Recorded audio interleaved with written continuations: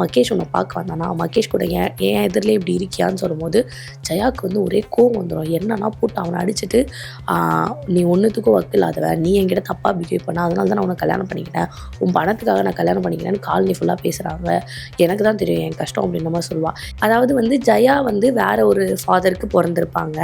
And நம்மளோட சுஷ்மான்ற வந்து step sister ஜெயாக்கு, அவரோட அப்பா வந்து வேற ஒருத்தர்.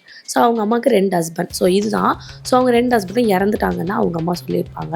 ஸோ இப்போ இவன் வந்து அவனை போட்டு வெளுன்னு வெளுத்து அனுப்பிடுவா. அவன் போயிடுவான். அப்போ இவங்க 3 பேர் உட்காந்து பிளான் பண்ணுவாங்க, இவர் எப்படி அவங்க வீட்டுக்கு அனுப்புறதுன்னு சொல்லிட்டு பிளான் பண்ணுவாங்க. ஜெயா வந்து சொல்லுவாள், இந்த மாதிரி என்னை எல்லோரும் தப்பாக தான் பேசுகிறாங்க, ஒரு தப்பான அம்மாவுக்கு நீ பிறந்துட்டேன். அந்த படத்தின் ஃபுல்லாக வந்து பார்த்திங்கன்னா எப்படி கொண்டு போவாங்கன்னா, ஒரு டிவி ஷோவில் இந்த விஷயத்தை வந்து பேசுகிற மாதிரி, அதாவது ஒரு டிவி ஷோவில் ஒரு செய்தியாளர் வந்து இதை பற்றி இந்த நடந்தது என்ன அப்படின்ற மாதிரி ஷோலாம் போகல, அந்த மாதிரி ஒரு ஹிந்தி ஷோவில் பேசுகிற மாதிரி காட்டுவாங்க. இந்த கதைலாம் ஒருத்தர் வாசிப்பார், அப்படியே படத்தை காட்டுவாங்க.